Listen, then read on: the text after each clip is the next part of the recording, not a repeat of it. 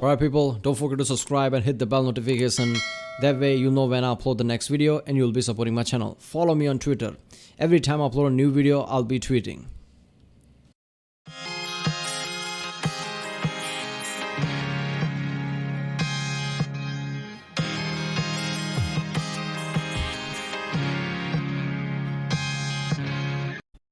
Ladies and gents, welcome to GGX, and this is Campfire Stories Bradley / Gloves by the channel Mikeburnfire. Not all Campfire stories are fun ones. Wait a minute, what? This is something going to be dark? Alright. Yeah, I've been reacting to Mikeburnfire for past few days now, right? And all of his stories are awesome, right? One of those videos was about New Vegas game they was playing. That knowing an actual, army guy playing a game is always fun, especially something like New Vegas. But yeah, he's most of the videos that I react to him, I guess, is about the Campfire stories, which is really awesome. You see certain stories about army here and there in some movies and shit, but that's always going to be exaggerated or even watered down when need to be. Real Campfire story by the real people who lived in some boot camps or things like that is just awesome. So let's watch it. Remember, if you like my reaction, don't forget to like, subscribe, so I know which type of videos to react to more, I guess. Check out the reaction, there's a link in the description. Check out the cards for play, check out the cards, and yeah, that's what it. Were you also required to clear a Bradley at one point? Why would they call you a small arms repairman? Because technically... Because technically a Bradley is small arms? Yeah, technically, as far as the army is concerned, the M242 chain gun on the front of a Bradley is considered small arms. Good grief. So are 155mm howitzers. I don't know how much larger small guns can get. I think their logic behind it was, well, it's small enough that a person could theoretically move it, so it must be small arms. Oh, the truck broke down. Get our small arms repairman in over here. Yeah, a 6-cylinder engine is kind of like a gun. I would tell the story about me having to clear the Bradley, but it is a long story and it kind of makes me really angry. So one night Alright, so Bradley is some kind of an armored vehicle which has a gun on top of it. If I were to think that why would they, first of all, knowing so far all the stories I heard from this guy, is basically they were incompetent, but no, let's ignore that. Maybe they called him to repair, this thing and calling that gun basically small arms because maybe it mimicked small arms weapon, right? It was big guns, but it was still like, your average assault rifle or battle rifle type of thing, but it was in big size. If something is way too big and it has way too much engineering components into it, maybe you need more of a specialized mechanic or engineer to repair it because it has too many mechanism inside of it. But if it just mimics your, normal battle rifle, maybe they just think, oh, it's just like, small arms guy could repair it. So yeah. But why would they ask for him to repair a car if it breaks down? I don't know. I'm sleeping in my barracks room in Iraq. Someone comes and starts pounding on my door, wakes me up. Specialist, get up, get up. There's someone on the phone for you. Alright, fine, so I go answer the phone. And it's somebody from one of the other companies, and they're telling me, we need you to come over to this gate over here and clear Bradley.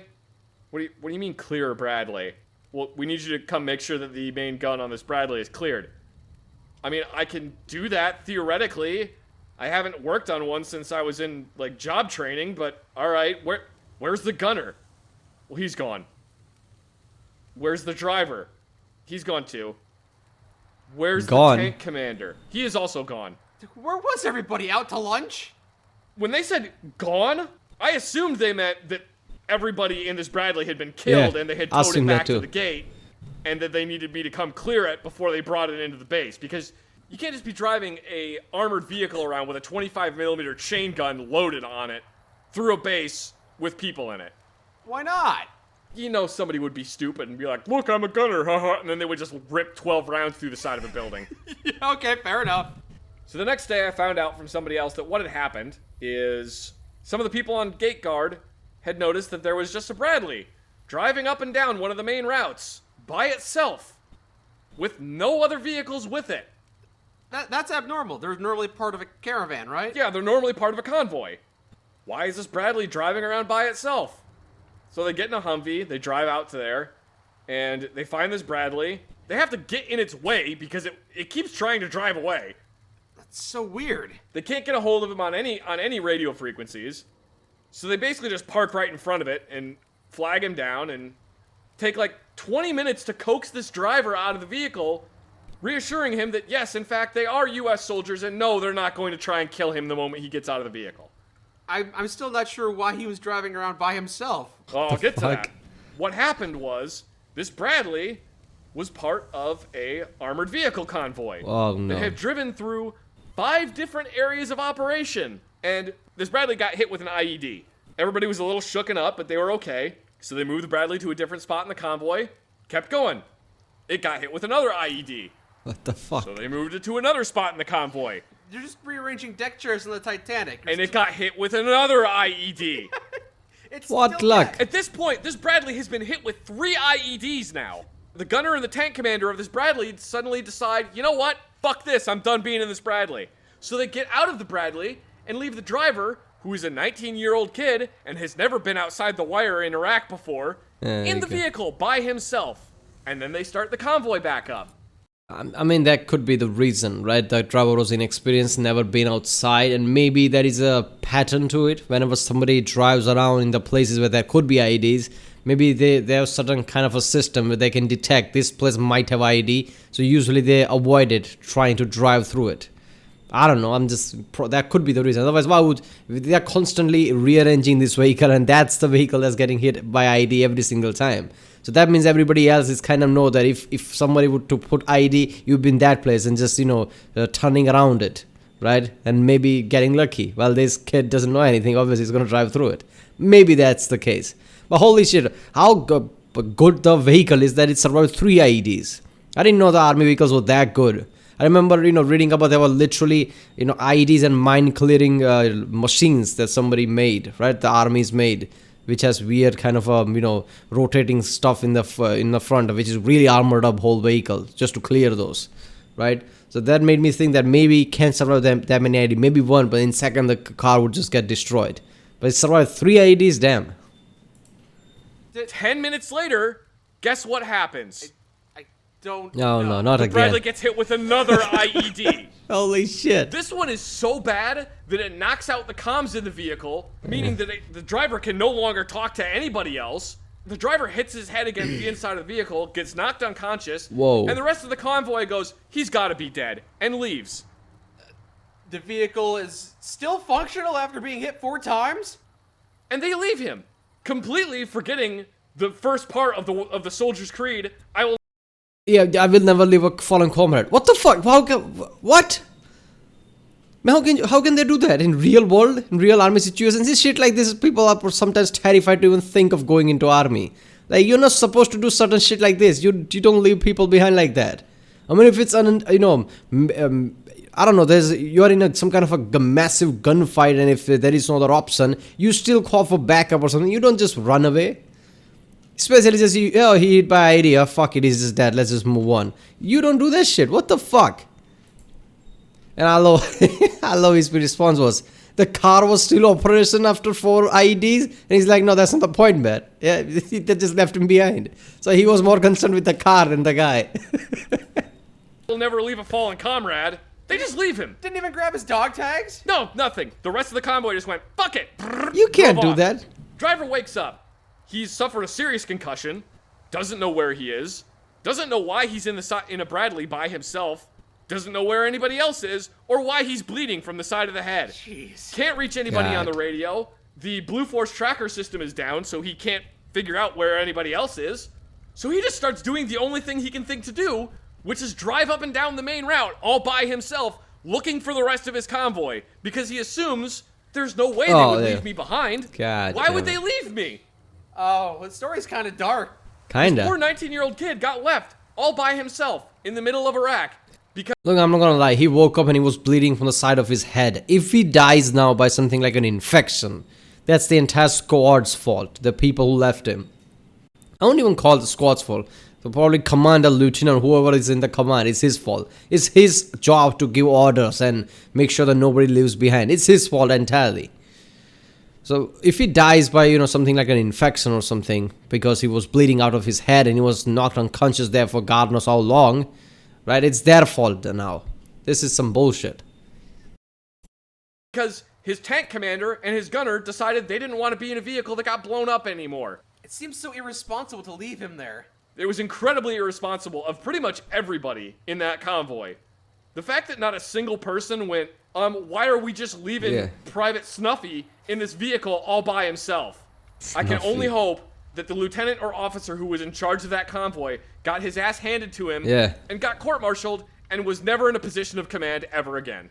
It is incredibly reprehensible and is one of the reasons why I got out of the military. One of the very many. One of the many reasons. I have a similar story. One time I was left in charge of guarding the toilets, and I used one of the toilets and I clogged it, and I had to unclog it, but we didn't have access to the supply cabinet, so I cleared it manually. Oh, God! Just with your hands? Yeah. Oh, that's foul. You gotta do what you gotta do. Yeah, I suppose so. So it's kind of like the same thing for me. Yeah, no, getting left Same by your thing. unit in Iraq to die is totally the same thing as having to clear a toilet with your hands. We both suffered. My main complaints are that most of the time the army was so disorganized and so... Wait a minute, so let me get this thing. This guy is in the army, right? But this guy is in the Navy or something? Or they were in the Navy and Army? I know somebody said in comments that one guy's in the Army and one guy's in the Navy or something. stupid about what it would use its resources for. It was just infuriating to me. Sometimes military incompetence can be funny. Most of the time, it's horrifying. Yeah. Our base sergeant major, while I was in Iraq, had the biggest hard-on for making sure that everyone still had their seatbelts on while they were driving military vehicles. He would sit one of those people. outside in a Humvee on one of the main routes and stop convoys that were not part of his command or even his jurisdiction. Yeah, the people who basically thinks the rules and regulation is literally the Bible. I mean, they're not wrong, but sometimes they can take too much joy out of it, right? Like, oh, you're not following, regulations, you're not following this. And walk up to each vehicle individually and make sure that everyone in the vehicle had a seatbelt on. This sergeant major would have his driver park the Humvee in the exact same spot every day. And eventually, Well, that's one of predictable. the local insurgents realized, hey, somebody parks a Humvee in this same spot every Insurgent? single day. And shot the gunner in the neck. Oh, man. The insurgents killed the seatbelt checker. No, insurgents killed the gunner of the seatbelt checker because there's no fucking justice in this world. Yeah. Our base also had this big old blimp. Now, what the fuck? Look, if you're operating in an area that could be, like insurgents would be running around that could attack you, that's basically not a safe zone, right? That's not a safe zone if that's the case. So if you're walking around something like that, you don't just do some regulations checking and shit like that and stop at the same spot. What the hell's wrong with that guy? That gunner's death is on his hand entirely. What the fuck? You should have known better. Why are you stopping the same spot every time to check people? But there could be clearly people just around you that are trying to kill you. You don't do predictable movements at that point. With a multi-million-dollar digital infrared camera hanging from the bottom of it. I'm sorry, did you say a blimp? Yep, big old blimp. Like the Goodyear blimp, but a little bit smaller. Nobody could ride in it. It just had a very expensive digital infrared camera that could see long distances. Instead of using the blimp to look outside the base and see if insurgents were trying to blow us up, our base commander used the blimp to look inside the base to make sure people weren't going over the 5-mile-an-hour speed limit. And make sure they were wearing their This is seatbelts. What a good use of resources. Yeah. And how can you do something like this in army? Whenever it's life or death situation and critical situation that army faces, this kind of incompetency is not acceptable, man. How can somebody like commanders and people in power do shit like this? If you have a probably extremely costly equipment like the blimp who looks for things, you use all the resources to make sure nobody gets hurt. Not to do your own fucking stupidity. Everybody's following 5 miles per hour speed. What is this, some kind of a city in USA? No, you're not in USA anymore. You're in Iraq. People are trying to kill you. Who gives a fuck if somebody's doing 5 miles per hour or not? Look for insurgents, man. What is this, a joke?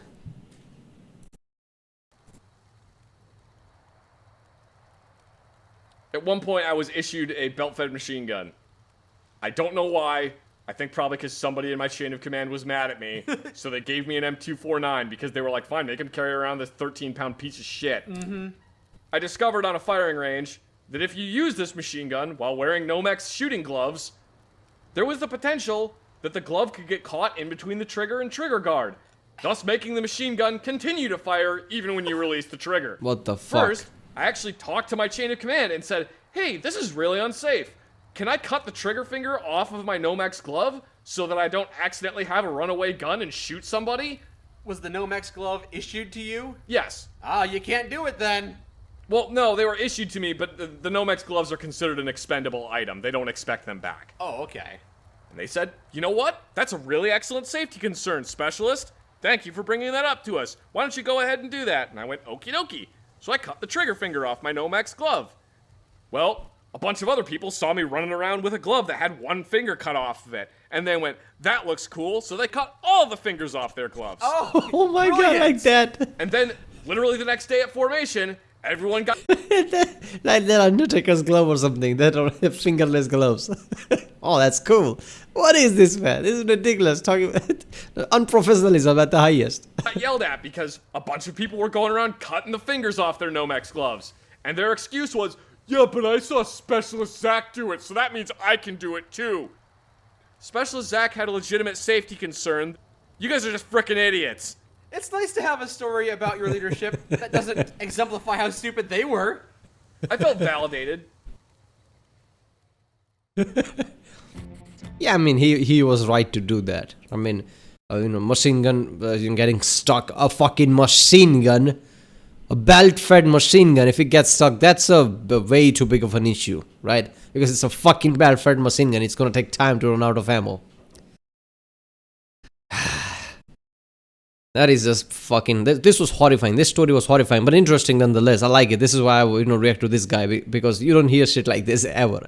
But I can't believe the level of incompetency sometimes, people, show at the, areas like that, right? Where you have to be very serious. You have to be very careful because people's lives are on the line. This is not a joke. How can you just leave somebody behind in your car? Like, oh, that is probably dead. What is this? Are you high? And using expensive equipment to look inside the camp if somebody's following 5 mile per hour speed. Who gives a fuck? Look outside. Is that insurgent there? Don't you want your convoy to be safe?